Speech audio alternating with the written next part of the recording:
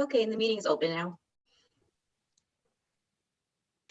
Okay, let's go ahead and reconvene and do our roll call. And this is the January 6th meeting of the Los Angeles Community College Board of Trustees. So, Crystal, can you do a roll call for members present?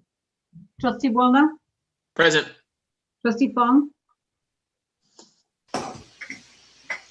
Trustee Fong? Here, thank you. Thank you. Trustee Henderson? Here. Trustee Hoffman? Here. Trustee Moreno? Here. Trustee Vela? Here. Trustee Vettis? Here. Student Trustee Geronimo? Present. Okay, sounds good. The next item on our agenda is our flag salute. I do want to actually make a few words or say a few words before we get to the flag salute. And the flag salute is obviously a very symbolic action we take each and every single meeting. And with what I think we've all been witnessing on the television and what's happening throughout our country, I think it bears notice for us to comment on those things. The incidents at the Capitol today, really in my mind, incited by the president and essentially carried out by his supporters, are a real test of our democracy. And it's something that we've never seen, or at least haven't seen in more than a century and a half. Our institutions are strong, but certainly when we see things like this, it demonstrates how fragile democracy can be sometimes. And it really is up to each and every one of us to understand our role and responsibility to protect this nation. I do want to extend thoughts and prayers for the safety of those at the front lines at the U.S. Capitol, the members of Congress and their staff who watching, even our local representatives taking cover and hearing things of explosions and violence. Certainly the world is watching, and is my deep hope that once the Capitol is secured, that our nation's leaders from both parties take appropriate action to safeguard the democracy and make sure we have a peaceful transition of power. So with that, and I'll give a few moments to my colleagues to say words here, but I'd like to actually have that be the opening to begin our Pledge of Allegiance and our meeting. And if I can ask for our flag salute, Namandi Oji, who is a student, is the ASO Vice President of Harvard College, a student advisor on the Chancellor's Advisory Committee on Black African American Student Affairs, and the founder of and president of Harvard's first history club. He's a history major, plans to transfer to UC, to one of the UC schools this fall. I'm really happy to acknowledge being a history major myself, really happy to kick off this new year with a pledge by one of our wonderful students over at Harvard College. So, Namandi, are you here? Yeah, I'm here. Welcome. Thank you. So should I start now or? So how about we have you start doing the flag salute now, and then we'd love for you to make a few comments and tell us about yourself and make some remarks to the board on behalf of yourself and the students here down at Harvard. Okay, so I'm gonna start by saying the pledge. I pledge allegiance to the flag of the United States and to the republic for which it stands, one nation, under God, indivisible, with liberty and justice for all. That's my first time actually saying it in a long time. Last time I said this was in high school. Well, thank you and welcome, and we really appreciate you being here. So tell us a little bit about yourself, and you have an audience that joins us from throughout LACCD and all the 9 schools and the administration, and let us know anything you'd like to know about. Where do I start from? My name is Namdi Oji. I'm a history major from Harvard College. I'm the ASO VP. I'm also one of the student advisors to the Chancellor for Black and African American Students Affairs. I also founded, and I'm also the founder and the president of the Los Angeles Harbor History Club. Uh, I founded a club because I thought it would be nice for us to have a place where anyone that's just history buff could come in and have a nice conversation about historical events such as World War II or conversations about ancient Rome and Greece, and also we could talk about our current affairs that's going on in our global politics. Uh, what I do on my leisure time, I like to read books. I'm a huge fan of the Tom Clancy Jack Ryan series. I've read almost all his books. I also read a bunch of historical books, including Max Hastings and Mike Duncan. I also like to ride my bike around the beach, and I like to work on my mom's garden. Excellent. Well, thank you. That does really, sometimes, we're here as trustees for you, the students here. So it's Yeah. sometimes wonderful to hear all the great things you guys get a chance to do as students. But thank you for your activism and engaging students in dialogue, and obviously for your service here on our and our student affairs committee. So thank you for that. So trustees, I don't know if anybody want to make a comment here while we have our students. Sometimes when we're in a Zoom environment, we get a chance to be on campus as much as we all like to. So, we want to take the opportunities to have our students join us sometimes. I do. This is the first, thank you for joining us, Trustee Boisna. I also teach history, and having the first history club is just very important for the culture of Harbor College. And I think anytime you have an opportunity to lead a group, it's important for building leadership. So, and it's important for students to observe that. So I just want to say congratulations for that. Thank you, sir. Wonderful. Thank you. Any other comments from trustees? Seeing none, thank you so much for that flag salute. Send our regards to all your colleagues and fellow students at Harbor College. And we look forward to being there in person as soon as we can, as soon as it's safe. Okay. Thank you, sir. Thank you. Today, I also wanted to make a quick announcement, and this will also be our adjourn in memory today.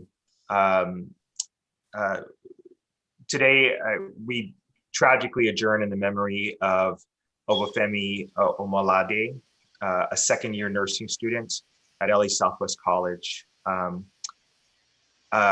Obafemi passed away on December 18th, 2020 from COVID complications. Femi, as his friends and family knew him, was an international student and an LA Southwest nursing student that recently arrived to the United States from England, was originally from Nigeria. He's survived by his wife, 13-year-old daughter, and a GoFundMe page has been set up to assist the family with funeral costs. If you're interested in donating, please contact Indiana McClellan, who's the assistant director of the nursing school at LA Southwest College. And beyond the adjourn in memory, obviously, we want to extend our deepest condolences to Femi's family and friends over at LA Southwest College. So on your screen, you'll see it. And Chancellor, I think we can make this available through our communication networks here. Mm-hmm. So, okay. Thank you. And let's move on with the next part of our agenda. We don't have any special recognitions listed. So we'll move forward with the approval of the agenda and order of business. Can I take a motion to approve the agenda here? So moved. Moved by trustee Buelna, seconded by trustee Hoffman. I believe we'll go through a roll call vote because I think I do not see. I will say this, colleagues, if I see you all in the video box, we can do it by consent. But if I don't see everybody here, then we'll just do a roll call just to make sure. I want to make sure everybody's voice is recorded and heard. So, so with that, Crystal, can we do a quick roll call? Trustee Geronimo's advisory vote. Yes. Trustee Buelna. Yes. Trustee Fong. Yes. Trustee Henderson. Yes. Trustee Hoffman. Yes. Trustee Moreno. Yes. Trustee Vela. Yes. Trustee Vettis. Yes. Next item, we do not have any minutes to approve, and we'll move forward to reports from representative groups. Can I ask if any members of the resource table would like to be recognized now to make comments before the board?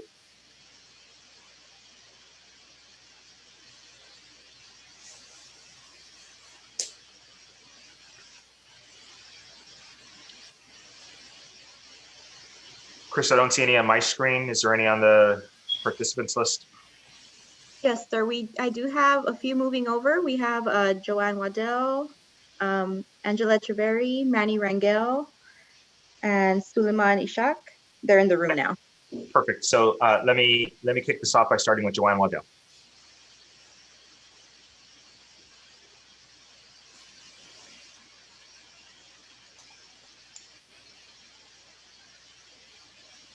I think she's on mute. Joanne, you're muted. Okay, testing 1, 2, 3. Got you. Hear you. Okay, so just giving greetings to President Veras. It's Joanne Waddell, President of the Los Angeles College Faculty Guild, AFT 1521. Wishing everyone a very happy New Year, a happy 2021. I know many of us had conversations about really looking forward to getting out of 2020. And so our wishes were granted and now we're in 2021. And then there was today, you know, so we're just, I don't think there'll be any shortage of things to accomplish this year, that's for sure. It was, I wasn't sure how we were going to top last year. We negotiated a successor agreement to our collective bargaining agreement. We engaged in a very successful political effort, all of course wrapped up in the pandemic, working from home, working remotely. And then there was today.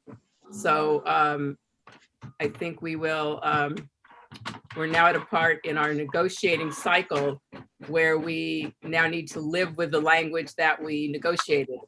So we look forward to working with management and the administration on the campuses and downtown to fully implement the language that was negotiated. And with that, I will just again wish you all a happy New Year. Thank you. Thank you. Next, if I can ask for Suleiman Ishak. Thank you, President Veras. This is Suleiman Ishak, President, AFT 1521A College Staff Guild. Happy New Year to you, all the honorable trustees and honorable chancellor.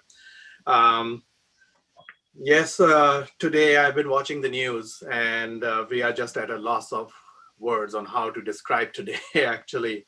I come from a third world country, and let me just put it this way, that we have not seen anything like this in that third world country ever, which has been under coups, under martial law, under unstable democracies, and the list goes on. So let's pray for our nation today, harder than we ever have in the past 4 years or ever. Getting that out of the way, I just wanted to thank the district administration and the trustees for all the support so far to the classified employees. We did extend our contract last year till the end of this fiscal year, and we will be reopening the negotiations pretty soon. And we will be starting that conversation with the district pretty soon. And we really hope for a positive, realistic, and very effective negotiation cycles. So thank you. Happy New Year to you guys. Thank you very much. Thank you. Next on the list, I have Angela Echeverry. Good afternoon, everyone. First of all, I would like to wish the trustees, chancellor, all the administrators, faculty and staff, and students a happy new year. And I really hope that 2021 will be a very positive year. I'm very hopeful for that. After watching the events unfold today, it's very sobering to realize how fragile our democracy is. And I think that moving forward, we will learn some valuable lessons. I would like to extend my condolences to the family of the student who from Southwest who passed away. And I think it just underscores the risk and the conditions that many of us are taking just by going about our daily business. In particular, those who are in the nursing field and allied health field. So I want to thank them in particular, but also our faculty for the tremendous job they've done over the last 9 months or so, transitioning to remote instruction during a pandemic. So we really look forward to working together to support our students during these difficult times. And so thank you. Thank you, Angela. Next, I have Manny Rangel. Greetings, board members, chancellor, cabinet, community, and students. I want to wish all of you a happy new year. For some of us, it still feels like 2020. My name is Manny Rangel, Public Affairs Manager at SEIU Local 99. We represent classified workers in LACCD, of which most work in maintenance and operations as essential workers. I'm addressing the board today because we are concerned with the health and livelihood of essential workers in LACCD and their loved ones. We've been addressing the board, the chancellor's cabinet since the COVID-19 surge began in an effort to protect essential workers from the current surge. The hospitals in LA County are at a breaking point where ICU beds are almost non-existent. And soon will be rationing care if they're not doing so already. Healthcare providers are at a brink of exhaustion because they've been working themselves to the ground since the beginning of the pandemic. Add to that the outbreak of the UK COVID-19 variant that spreads more easily and quickly than other variants. And on top of that, add the holiday travel and gatherings within the last few weeks that will be creating a surge on top of the surge that we are now experiencing. Healthcare providers or experts are going as far as saying that leaving your household alone is dangerous. We have healthcare experts and healthcare workers pleading with the public to stay at home. While people across the community are praising healthcare workers, this district is ignoring their pleas, which is a slap in the face to healthcare workers across our county. LACCD continues to mandate that essential workers continue to report to campus physically on a daily basis, putting them and their loved ones at risk of contracting and spreading COVID-19. We ask ourselves why the district's Emergency Operations Center has not addressed the surge and taken action to prevent essential workers from showing up physically to work. We have made pleas to the district and to the board, but nothing has been done to make sure that essential workers are safe at home. Board members, the district does not need to formally consult or negotiate with us to take this action. Lives of essential workers are at stake. I'm here to demand that the district take action to protect essential workers and to answer the pleas of healthcare experts and healthcare providers until it's safe. Thank you. Okay, thank you. Crystal, any other requests to address the board? No, sorry, I don't see any more hands up. Okay, sounds good. So then next I'd like to note that all of us received the Chancellor's monthly report, which includes reports from college presidents.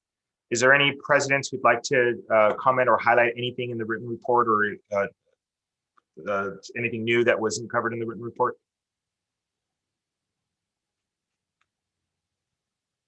Give a minute for people to raise their hands. If not, then we will move on.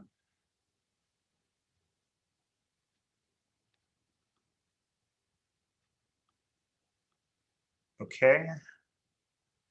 Seeing none, we'll move forward with the next agenda item. Request to address the Board of Trustees. Well, first of all, let me ask Crystal, has there been any request to address the Board of Trustees from the public? No one formally signed up, sir. Okay. Is there anybody here at the meeting who's got a raised hand who would like to address the Board of Trustees on the items on the agenda? So far, there are no hands raised. Okay, with that, I was doing that because I didn't want to read the full disclosure that we're normally required to read on the First Amendment of Brown Act. So we will dispense with that and move forward with the next item, which is reports from standing committees. I do believe that we've only had one additional standing committee, or actually it's a task force meeting. Two task force meetings that were beyond our last meeting. So if I can have Trustee Buelna summarize the proceedings of the DACA Immigration Task Force meeting that occurred on December 17th. Yes, thank you. So the DACA committee, I'd like to remind the board and those watching that LACCD has more students who are undocumented than any than the CSU and the UC combined.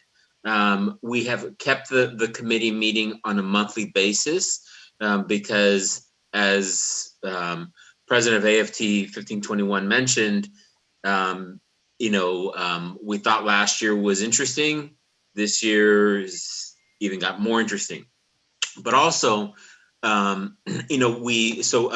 you had Dale Shimasaki of Strategic Education Services provided a legislative update that covered 2021 LAC sponsored bills and sponsored budget items. He also provided an update on broadband access legislation and finally gave an overall overview of bills of interest to LACCD.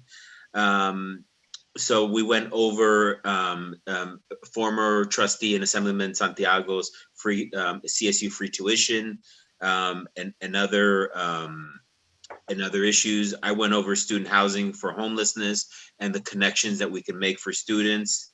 We went over the Hertzberg pilot project for community colleges in LA County, common course numbering.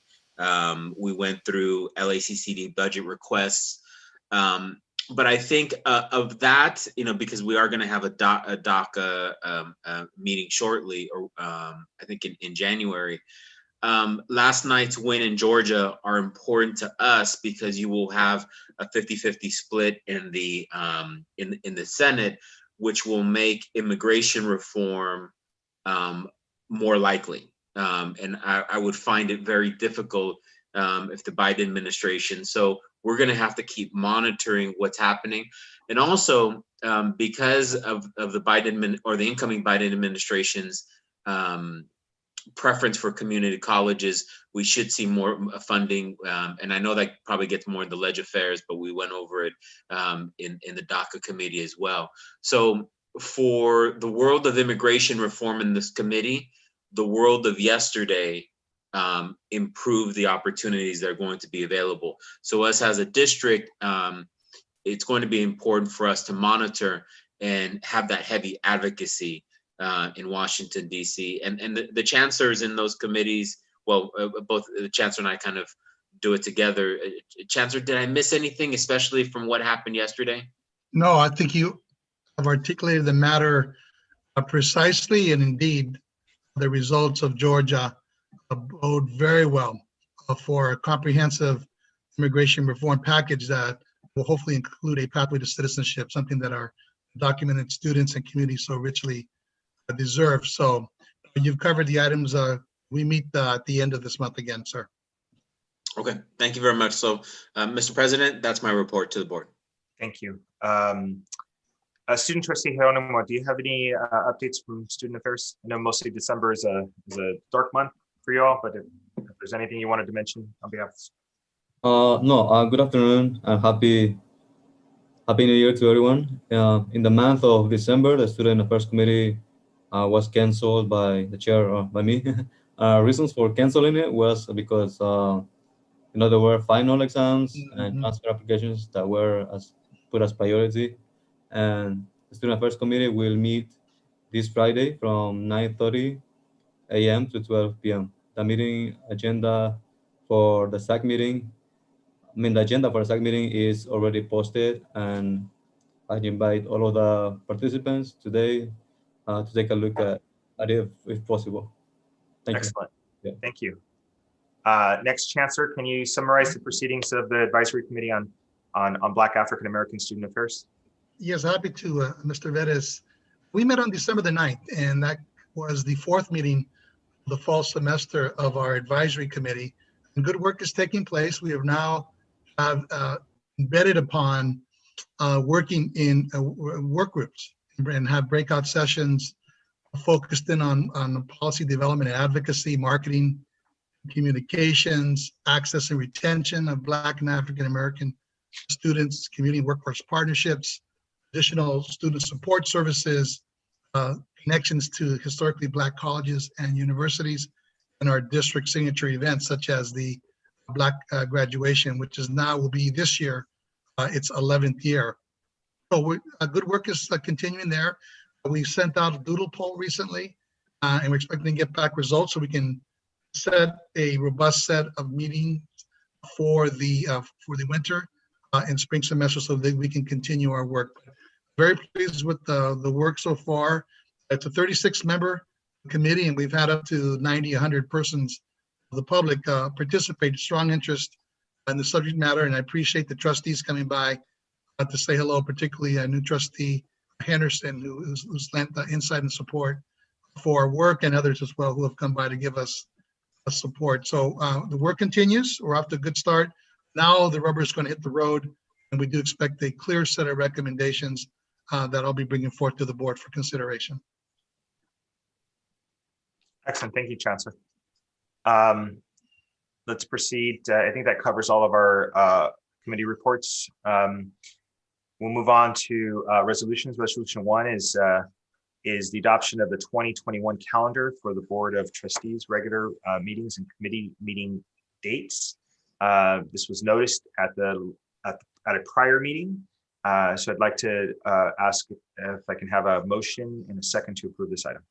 So moved. Moved by Trustee Buelna and seconded by Trustee Fong. Okay, can we get a roll call vote, please?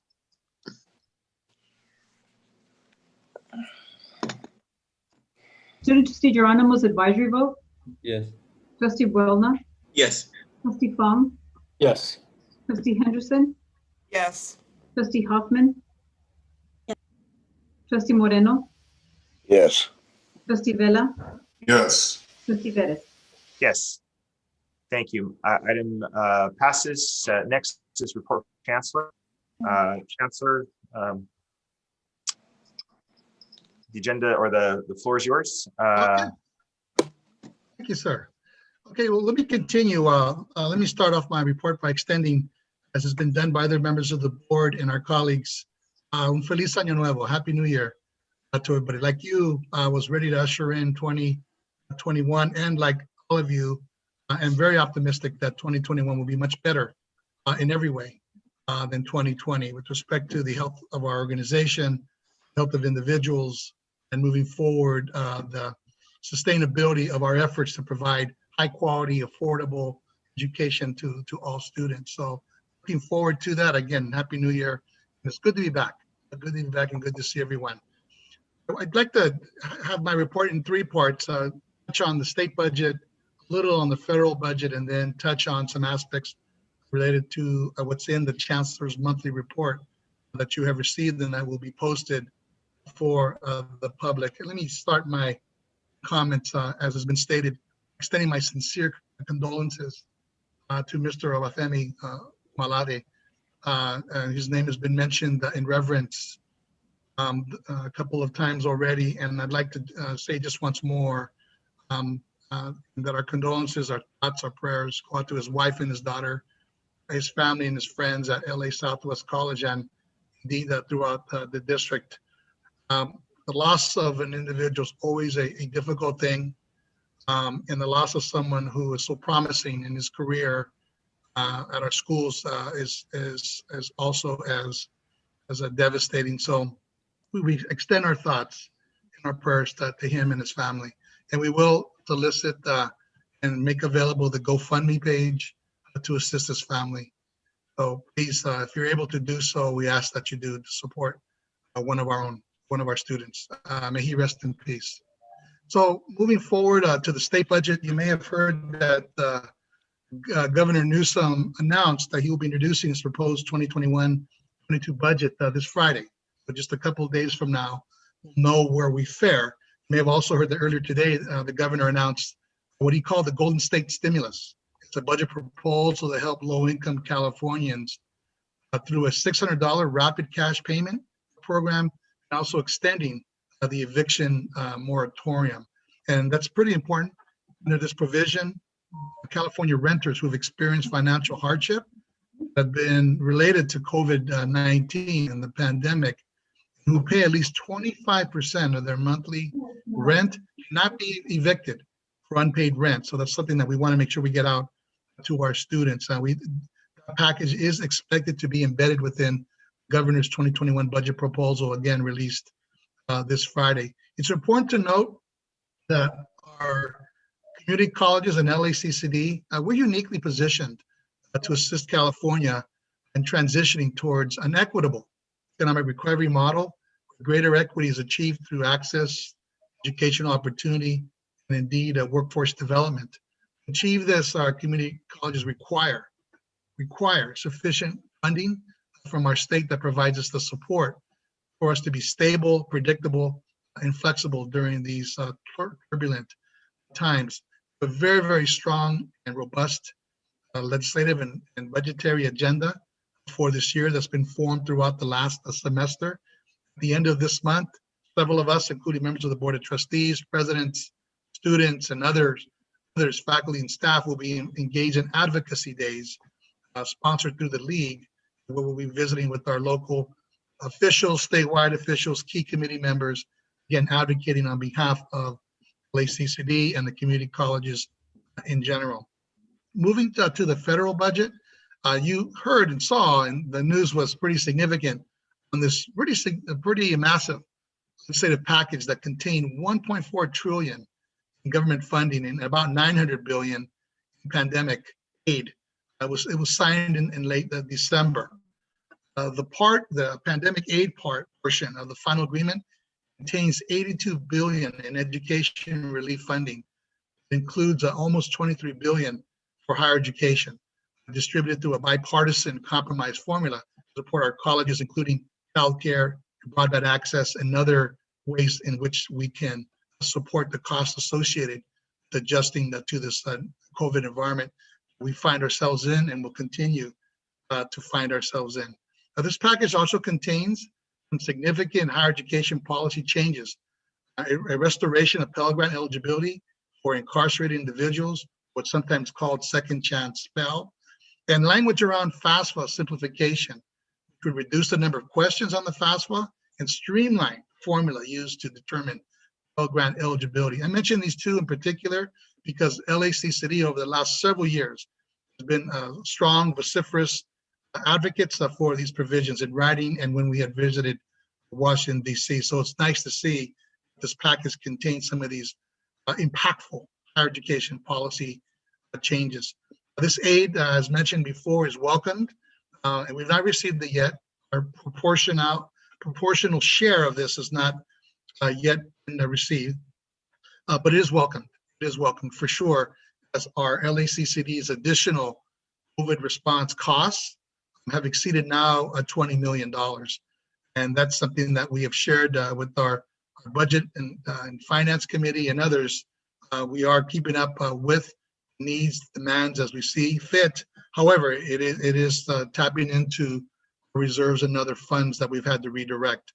We'll be visiting as a team, trustee and executive team, a virtual Zoom visit, if you will, to DC this February of 2021, in which we will advocate for these matters and others that we have as part of our pretty significant and expansive federal legislative agenda.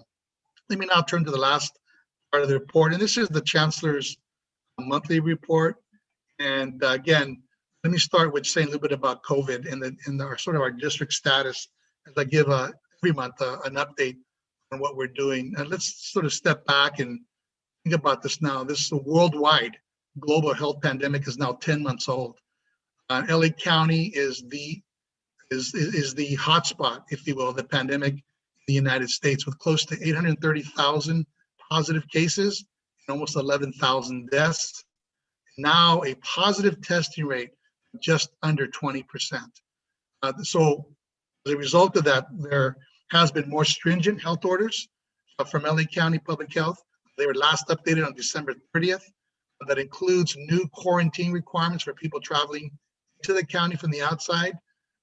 And the county remains, as we have been since the first stage, in the most restrictive Tier 1 category regarding allowable activities. And we don't see this status changing anytime soon. Statewide, there have been more than 2.4 million positive cases, about 27,000 deaths as of January 5th of this year. There is a frequently asked questions sheet that the LA County Department of Public Health has put out related to the vaccine. It's posted online, and we've also have posted it as well. Folks are interested in the vaccine rollout, and of course it's slower than anyone likes or desires, but it is as it is at the certain moment. Our district's EOC, or Emergency Operations Center, 9 colleges, our incident command centers, the colleges have been active since the pandemic was declared back in March.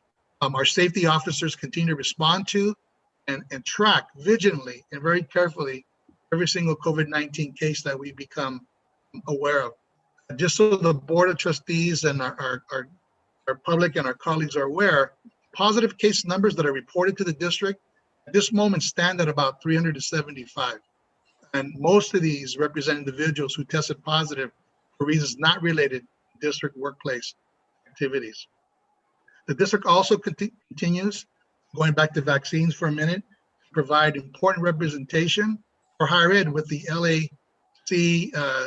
LA County Department of Public Health Vaccine Advisory Work Group.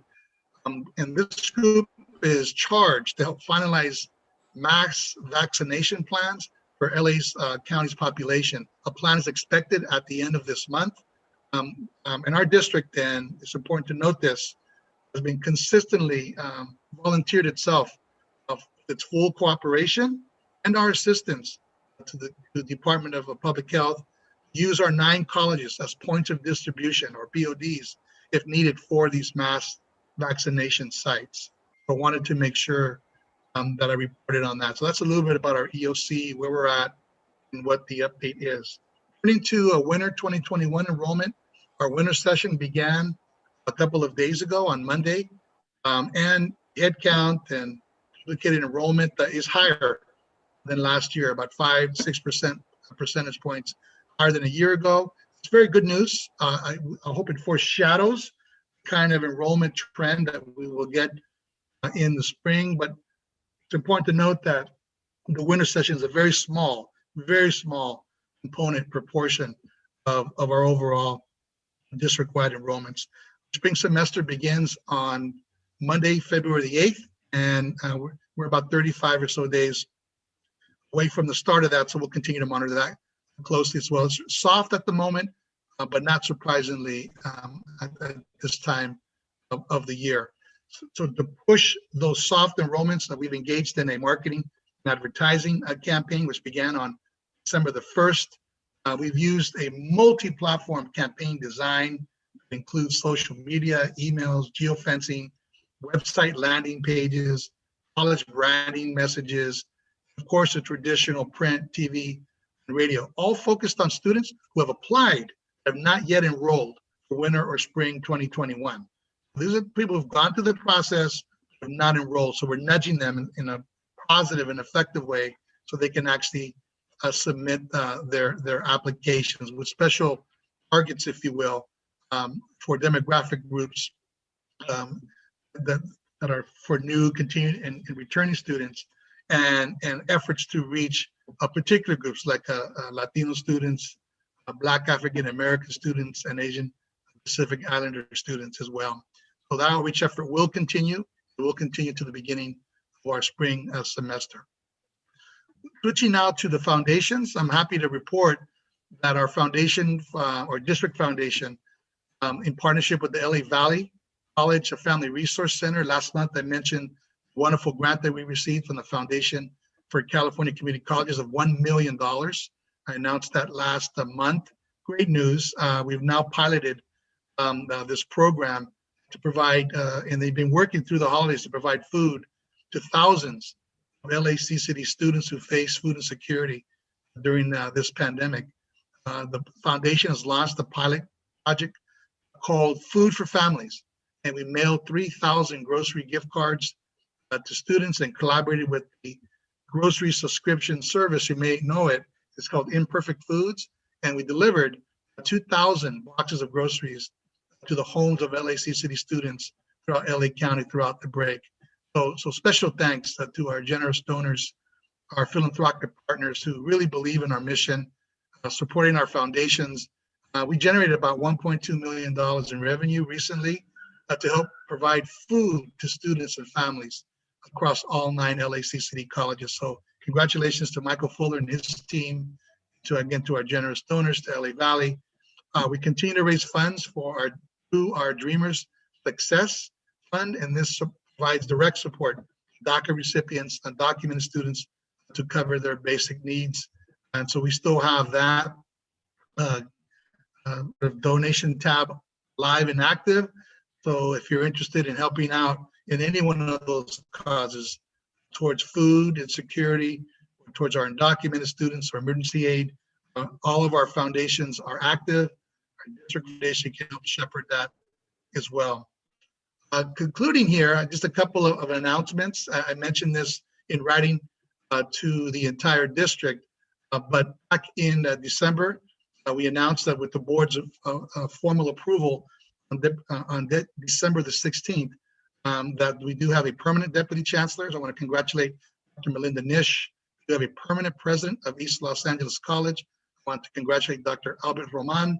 We have placed, due to the retirement of Dr. Otto Lee at LA Harbor College, interim president there, Dr. Luis Dorado. Congratulations, Dr. Dorado.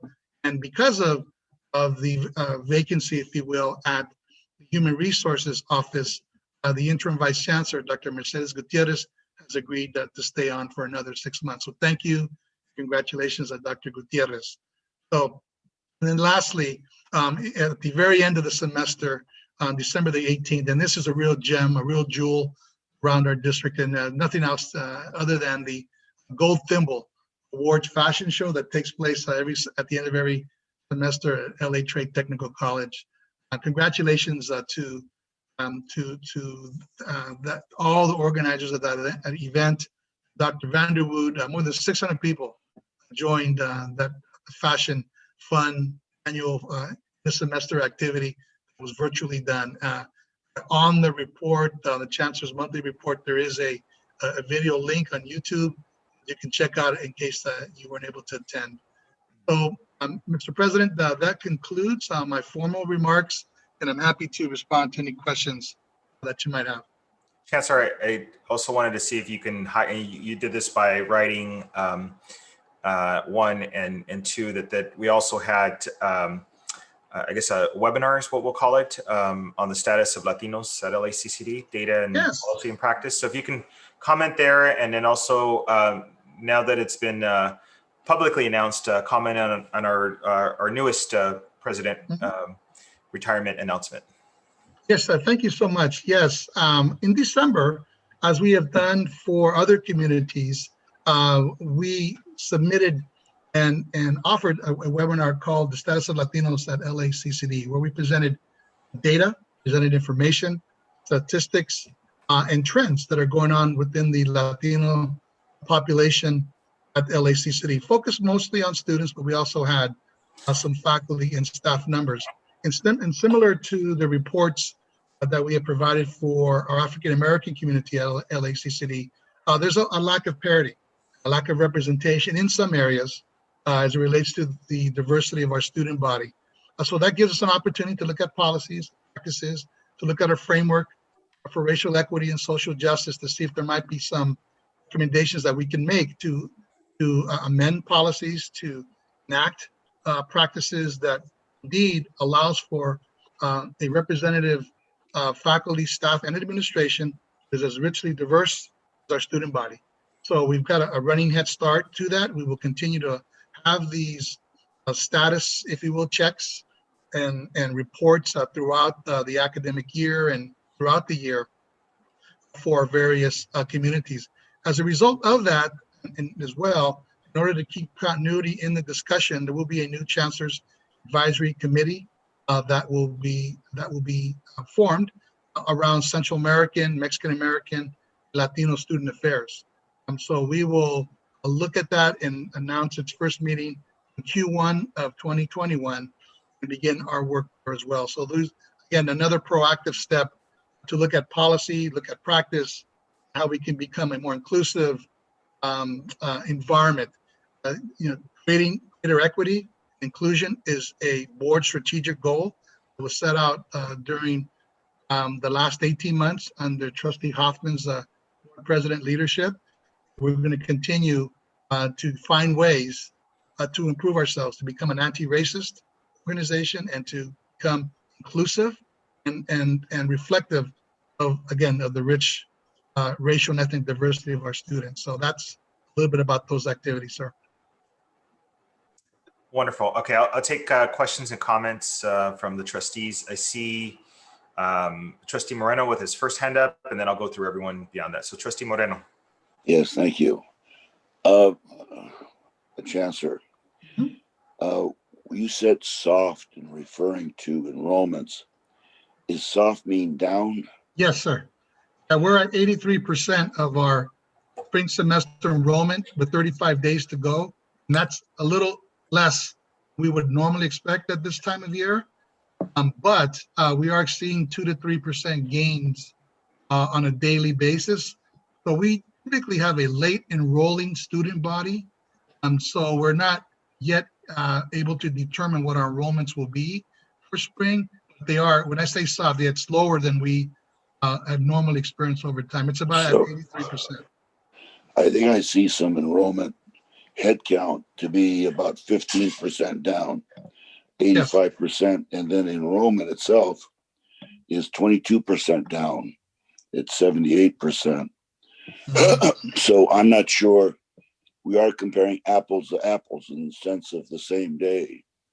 So why do you think this would be different than the other year? Well, this is comparison to last spring. Yes, this is a comparison to spring 2020. On 35 days before the start of the spring semester, we are down compared to last year at this time with 35 days to go with the numbers that you had expressed there. So that is correct. Our head count's a little higher. You'll notice that they're taking a few less classes. It's not unusual during this pandemic period, students are taking fewer classes and that students are not attending. So while we can't say it's the pandemic as the sole responsibility for the enrollment drop, it is clearly a defining factor. And enrollments, as we reported in, was it December the 12th when we had our board retreat, they're down nationwide, sir. They're down anywhere from 15 to some cases 30% around the country. So we're holding on to our enrollment, but still it's much lower than we would expect. One plausible reason is the pandemic, sir. The only reason I would say that is because I believe the spring semester of last year, we were down probably in excess of 10% at that time. So this is a further decline from that previous decline. So we are, fully aware of what's happening. Thank you. That is correct, sir. That's exactly correct. We were at a high of 107,000 plus FTES, and we're hovering in the 90,000 range right now. So we've seen a precipitous drop the last couple of years. All right, thank you. Thank you, Trustee Moreno. Next, Trustee Vela, questions or comments? Yeah, thank you for your report. And I would really like to see, perhaps a report of all of the different resources that we have either helped facilitate or provide for students during the pandemic. I think it's really important for us to highlight them. I would also like to see them in our colleges' websites with links to resources in the community, as well as in our main website. I think it's really important that we, at least provide that to our students in our community in order for them to feel that there is, some assistance and, at least partnerships that we work hard to garner. I think it's extremely important. So if we could do that and then let us know how we can be of help, that would be great. Thank you. Okay. Thank you, sir. Okay, Trustee Huffman, questions, comments? Thank you. When did the hands change from blue to yellow? I used to. New update. Yeah. Thank you, Chancellor, for that very thorough report. But something came to my attention, and I'm wondering if there's something that we either need to do legislatively or if we can do this locally as a district. But students who may have been on a financial aid contract who then contracted COVID and maybe couldn't finish their classes and didn't pass classes that were contract classes for financial aid and thus are being kicked off of financial aid permanently. Can we look into maybe doing something about that and, without a lengthy appeals process, because I know there is an appeals process, but I have a feeling that will really negatively impact our enrollment if they have to appeal and sit out a semester or two. And it's another added layer of stress. So if you can have your staff look into that, I'd appreciate it. Yes, thank you so much for bringing that to our collective attention. We did have the provision last year in the spring. My understanding carries, if a student could not fulfill their responsibilities in the classroom, they would be allowed to emergency withdrawal, EW, if you will, without any penalty to their academic record or financial aid. So but I'm going to verify that statement and we'll follow up with that. But thank you for bringing that to our attention. But specifically follow up on if they failed, sometimes they didn't have time to do the EW and they may have failed the class. So so it's more in the appeal process, which is a local process. Right. Okay. If you fail a class as part of your contract, and then you're no longer eligible for federal financial aid. Right. That's correct. That's correct. Okay. Thank you. I'll note that. Thank you. Thank you, Trustee. Trustee Fong, any questions or comments? Thank you so much, Mr. President, and good afternoon, everyone. Hope you're doing well. Thank you, Mr. Chancellor, for the thorough report, and to colleagues, the Chancellor, Mr. Fuller, and everyone for their work and efforts with the foundations and getting more resources to our students.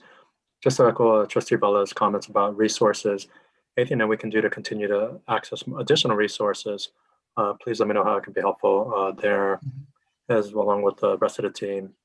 In addition, 2 weeks from today, all the craziness that's happening in DC, but with the new administration, just really positioning ourselves as a district and an organization to be ready to access additional stimulus dollars that will help create additional job training programs, career technical education programs, similar to the American Recovery Reinvestment Act when we received some of those dollars to the district as we come out of this COVID-induced recession here in Los Angeles and the greater Southern California area.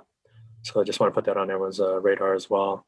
And thank you so much to everyone, to colleagues, the Chancellor, and everyone out there for all your work and efforts during these very challenging times. Stay safe and be well. Thank you. Okay, great. Next, Trustee Henderson, questions or comments? President Veras. I have one question regarding the COVID-19 reporting. Yes. I was asked why we don't make reporting on the district website, but my question regarding that is, because it's obvious that some of the people that are impacted directly by COVID, either contracting COVID directly or outside of the campuses, are employees or students, are we making note of that in our reporting? So, if we say we have 375 cases reported, and we acknowledge that they could have contracted COVID outside of campus, obviously because nobody's there, are we being specific about that in our reporting? Okay, thank you, Trustee Henderson. Let me turn to Dr. Nish, who directs our EOC, and give a little more detail as how we track these cases that are reported to us. Dr. Nish, can you help us out? Yes, thank you, Chancellor Rodriguez, and thank you for the question, Trustee Henderson. All of our reports are self-reported. We have been tracking this since March, and we do distinguish through our contact tracing whether this was exposure that happened at an LACCD site or elsewhere. The vast majority of exposures that have led to positive cases actually have not been contracted on our sites. So you are accurate that we are keeping that information. We do have that distinct, and we can run reports to establish if folks have reported that they contracted it off-site.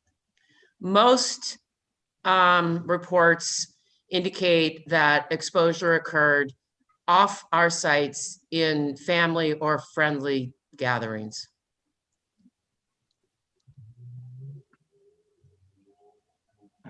Okay, Trustee, any other questions or follow-up?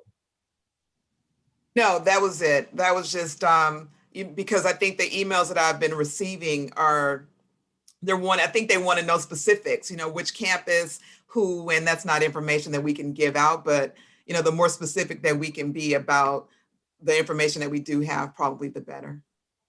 Okay, Trustee Hoffman, do you have a follow-up question here, or can I put you in after Trustee Walnut? Actually, it was a follow-up question to Trustee Henderson. So can I just quickly make a remark? Dr. Nish, I'm under the impression there are some new reporting requirements because so if you are at work and you may have been exposed, you're supposed to be notified, correct? Like not by the person's name, but there was an exposure of COVID-19 on the 3rd floor of the Sierra building at LA Trade Tech or whatever, right? So I think that kind of goes to your question, Trustee Henderson, without naming names, but all employees in the vicinity should be alerted. Yes, ma'am, I'll respond to that, Trustee Hoffman. Thank you for the question. Yes, I think you're referring to AB 685. That is now law. We've reviewed that very carefully. The contact tracing that we have been doing does place us in compliance. And you are correct that those sort of notifications need to be made. There are templates for those notifications provided by the LA County Department of Public Health, which we use. And of course, we modify them to the situation as it may be at one of our sites. But we are in compliance with the new law, and we do continue to use the Department of Public Health templates. If we do not disclose persons' names, right, but we do disclose if there has been someone that has reported positive or an exposure, and the building, the floor, etc. Thank you. Thank you, President Veras, for allowing me to ask the question. Sure. Trustee Walnut, questions or comments? None. Okay, all right, sounds good. I did actually want to make a quick comment on the Latino Data Workshop. First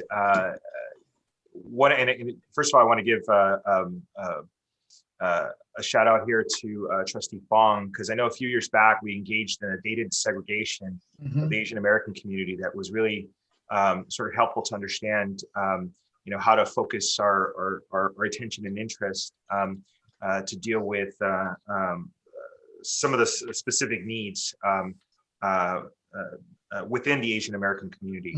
And I think we had same kind of reveal when it came to the Latino community, and to understand that the Central American community as a whole, after the students of Mexican descent, are actually the next largest demographic in LACCD, which was a really telling statistic there. And certainly I think as students coming from Central American backgrounds have engaged in lots of topics, everything from a Central American Studies conversation to, even as we focused on a DACA immigration task force in the Central American community, TPS as a safe harbor scenario for status is critical and important. So, I just wanted to call that piece out as something that's a unique asset in terms of the Latino community here in Los Angeles, to really recognize the Central American cohort as a critical and important group. I did also want to note, Chancellor, as although we spent quite a bit of time dealing with students, we also spent time dealing with our employees in that, and there's still quite a bit of room to grow and to diversify, to be representative to the students and the student populations that we serve here. But it was really fascinating, and like I said, building forward from really the great data that was gleaned on the Asian American desegregation. Some of that was taken here amongst the other issues that were dialogued on. So I appreciate that, and I know there's as we move forward with this task force that's there.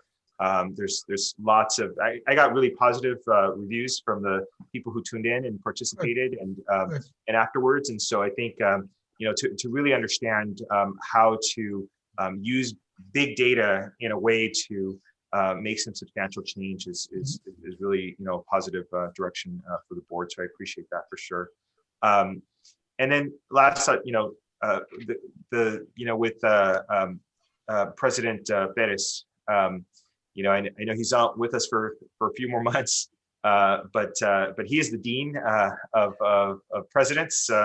He and I say that with all due respect to Trustee Moreno, who's still obviously connected as a former president on our board here. But back during my first term in 2011, he was a president that was hired right around the same time I was elected. So it's obviously for Mission College a really tremendous, and I know we'll have time to recognize and honor him, but certainly the announcement itself is special.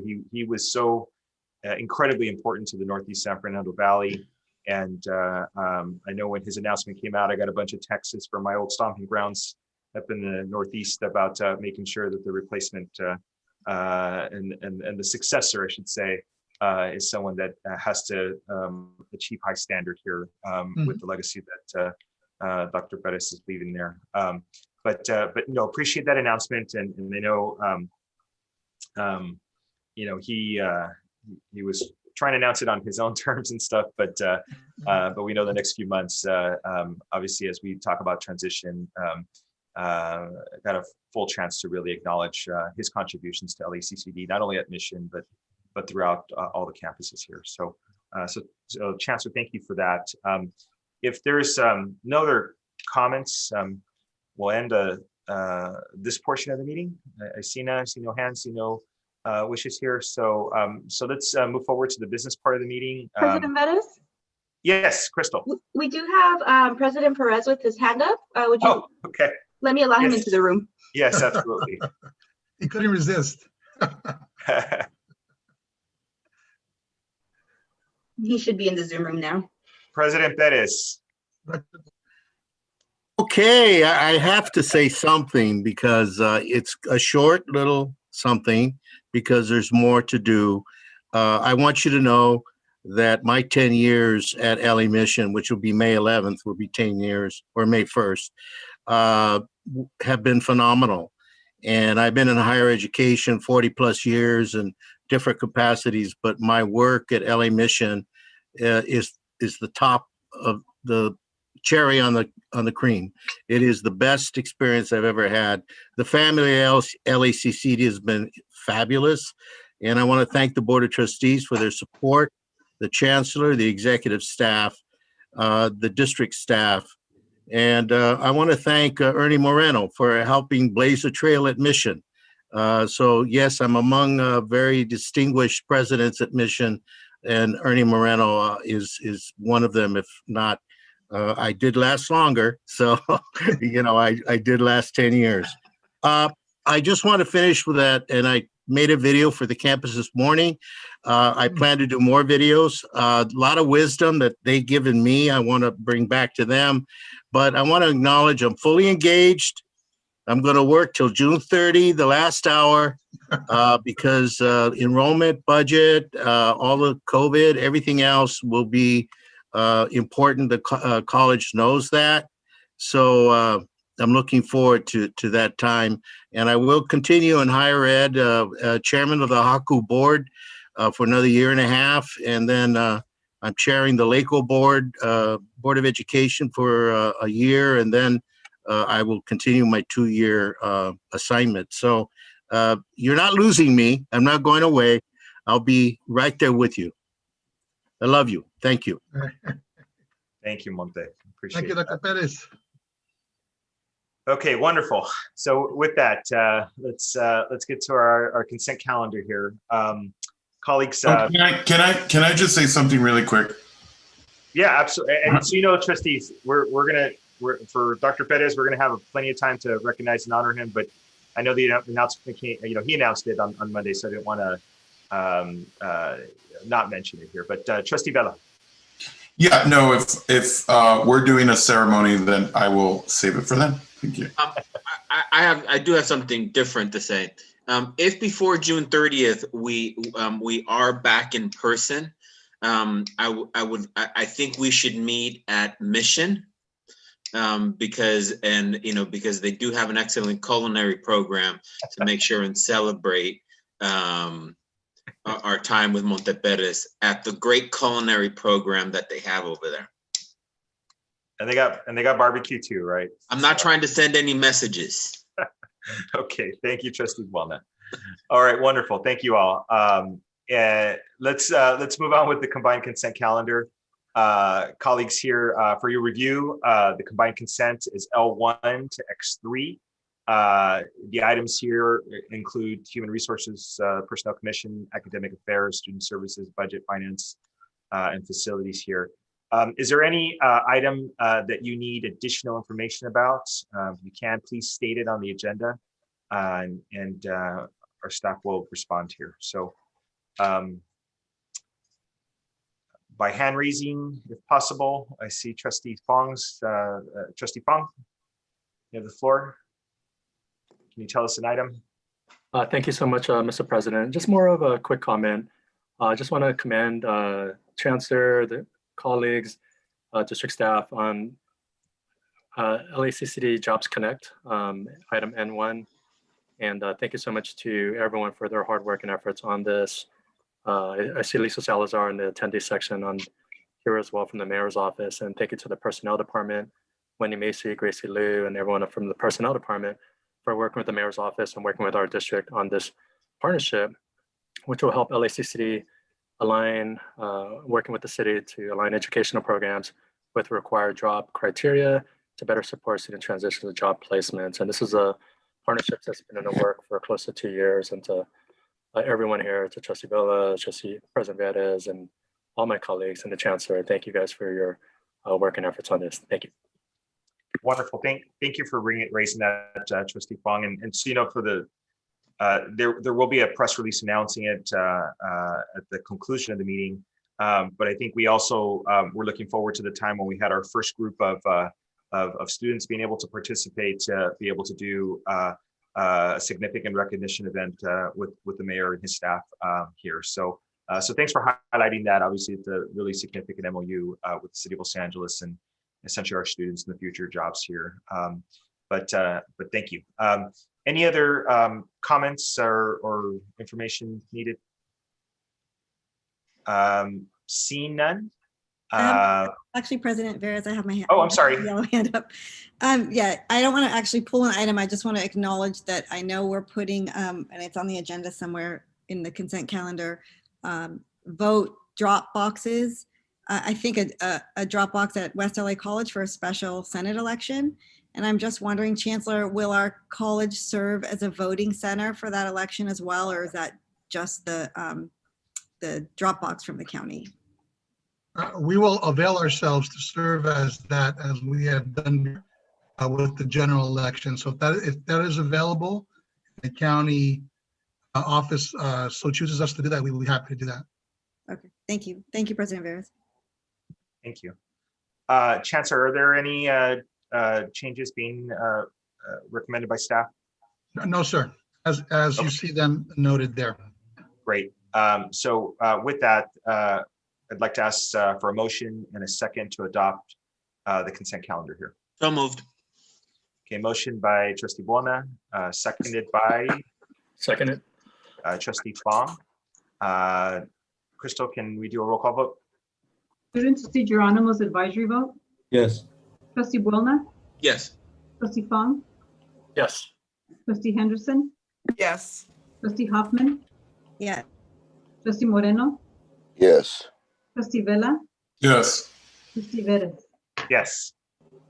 Thank you, colleagues. We're going to move to facilities items Y1 through Y4. And we can get to the item there on the board docs.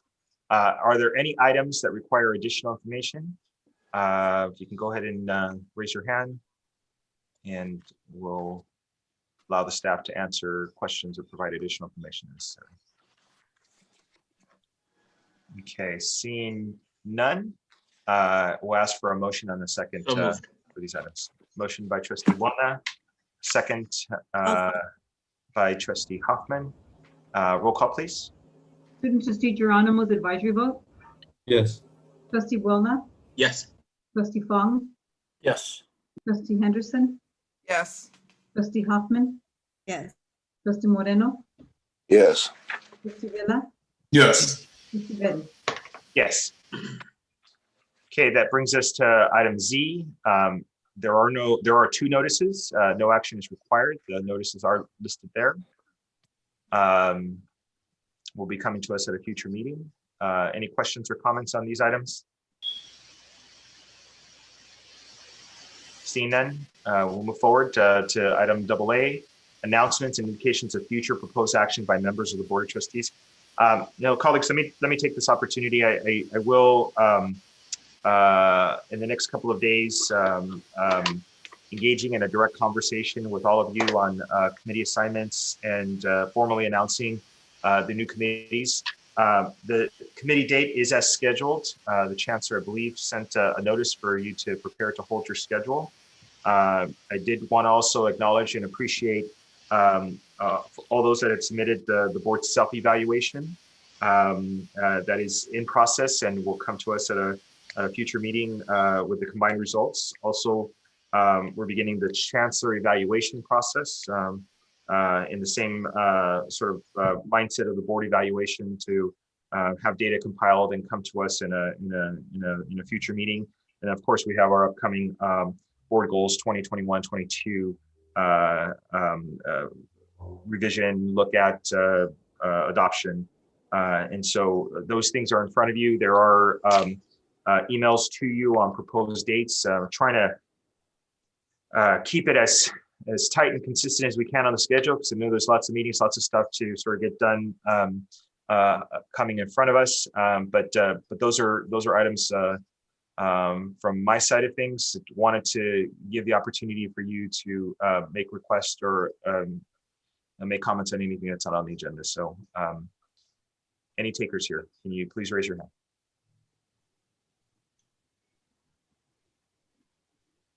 Okay, seeing none. We'll move on to public comments for items not on the board. I still believe we had no one signed up, but I want to give opportunities for those attendees. If there's anybody with a hand that would like to make a comment, please raise it now or indicate it to our staff. Okay, seeing none. We are now to Yes. Yes. Is online. She'd like to speak. Okay. We'll move her over. Sure. To the panelists. Thank you. Absolutely.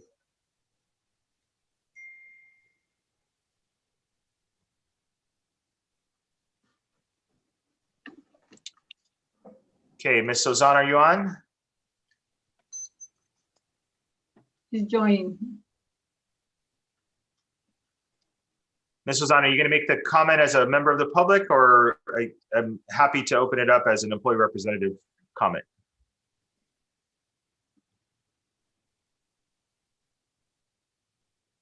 Chris, can you hear me? Hello? Can you hear me? Yes. Okay, sorry about that. I'm having some trouble with the internet. So, good afternoon, Board of Trustees and Chancellor. My name is Chrisan Ozan, and I represent SDU Local 99. I hope you all had a wonderful holiday and stay safe and protected.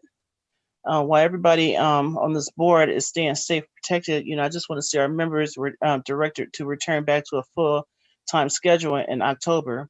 Our members have concerns with this.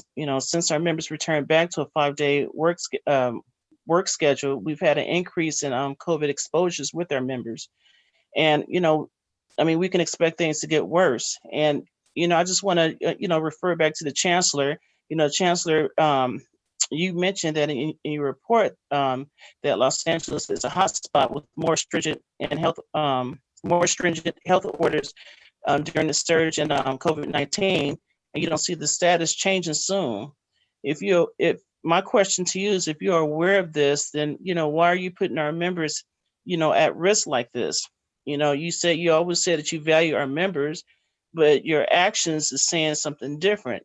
Basically, you've been, ignoring our concerns, and that's not acceptable.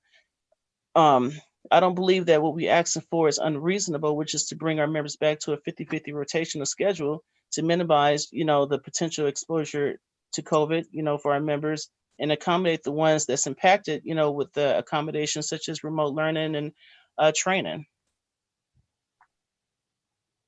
Thank you. That's all I have to say. Thank you. Thank you for the comments. Okay, are there any other requests to speak to the board? No one else has raised their hand. Okay, perfect. Thank you. All right, so we'll close that item. We'll move to reports of action. There are no reportable actions taken in closed session, and that gets us to adjournment. Can I have a motion? Chair Bettis? Maybe Yes. I'll just read that language, which you're absolutely right. I'll just so that we're the Brown Act requires that certain matters determined in closed session be reported during the public session that follows, and this board took no further action that the Brown Act requires to be reported. So thank you, sir. Just read that into the record as we do. Thank you, sir.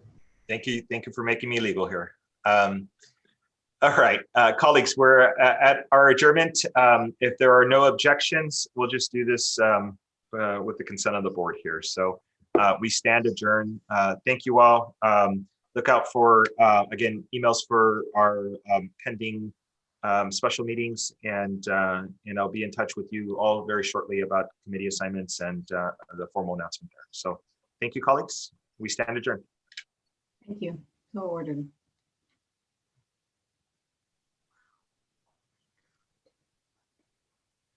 God, it feels like we need to be here longer, huh? I was going to say something, but we're still recording.